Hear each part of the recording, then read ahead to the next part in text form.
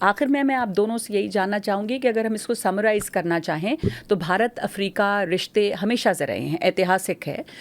बदलाव उसमें आपने क्या देखा है अभी, और उसका भविष्य क्या देखते हैं भारत अफ्रीका रिश्ते का?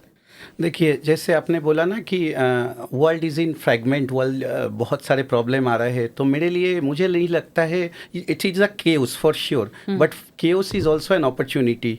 ये जो एड कम हो गए हैं अफ्रीकन, ये जो धीरे धीरे स्लो एड चल रहा था, अफ्रीका पे एड्स तो चल ही रहा है, लेकिन फिर भी वो लोग ग्रोथ तो कर नहीं रहे। मेरे ख्याल से अभी जो ये sudden disruption, I think this will create an opportunity कि हम लोग एक दूसरे के साथ और ज़्यादा क्लोजली काम करें।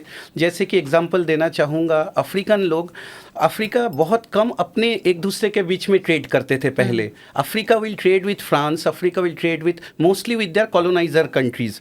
तो अभी जो एक नया आ रहा है African continental free trade area, ये यूरोपियन यूनियन से भी बड़ा फ्री ट्रेड एरिया होने वाला है। तो ये हमें भी, इंडिया को भी, ये सब चीज़ों को, अफ्रीका की जो ग्रोइंग एस्पिरेशन यूथ, इस पे मुद्देनज़र रखते हुए हमें भी अपना स्टाइल बदलना चाहिए। बहुत सारे चीज़, हमारा वर्क एक्सपीरियंस एक ही जैसा है ना, हमारा growth experience, we were also colonise 60-70 years ago. तो हमारा जो ग्रोथ का जो एक्सपीरियंस है, जैसे कि हमने डिजिटल, आज देखिए हमारे इधर कैसे लिपफ्रॉगिंग हुआ है। बहुत लोगों ने टेलीकॉम, घर पे टेलीफोन नहीं देखा है, आज वो मोबाइल यूज़ कर रहे हैं, DPI यूज़ कर रहे हैं। क्या हम उस सब चीज़ों को अफ्रीका में ले जा सकते, और ले भी जा रहे हैं। बहुत सारे कंट्री इंटरेस्ट दिखा रहा है, कंट्रीज़ लाइक घाना, रवांडा, वो हमारी DPI मॉडल ले रहे हैं। हमारा डिजिटल इंफ्रास्ट्रक्चर, पब्लिक इंफ्रास्ट्रक्चर जैसे कि आधार हो गया, आइडेंटिटी कार्ड, तो ये सब चीज़ें, digital is very important, and also Pan-African trade is very important. So these are the things we are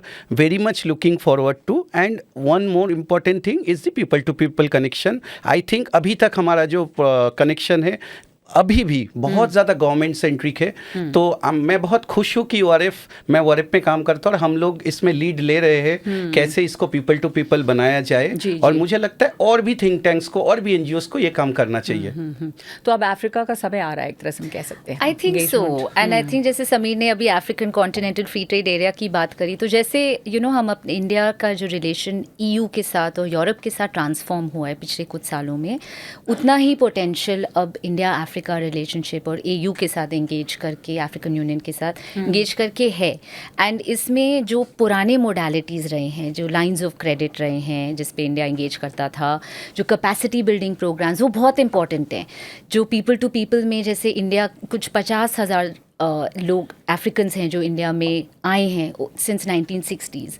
इसमें जो करंट टंजानियन प्रेसिडेंट हैं वो भी एक अलमनाई हैं उन प्रोग्राम्स की, तो वो एक बहुत एसेट बन जाता है उस रिलेशनशिप पे। पर उसमें जैसे समीर ने कहा कि नए लेयर्स जो ऐड हो रहे हैं, DPI इंडिया स्टैक जो इंडिया काम कर रहा है अफ्रीकन कंट्रीज़ के साथ, ट्रेड, ये सब बहुत इंपॉर्टेंट होंगे आगे जाकर। तो भारत और अफ्रीका दोनों के लिए एक मौका है साझा, एक दूसरे के साथ और सहयोग करने का। एक ज़माना था जब डार्क कॉन्टिनेंट अफ्रीका को बुलाते थे, खुलने में समय लगा उसको, लेकिन धीरे धीरे अब वो समय आया है जब दुनिया भर के देशों की नई दिलचस्पी है अफ्रीका में, और ऐसे में भारत के लिए सहयोग बढ़ाने का, खास करके track two diplomacy, people to people contact का एक अच्छा मौका है। बहुत धन्यवाद आप दोनों का हमारे साथ जुड़ने के लिए। Thank you. धन्यवाद।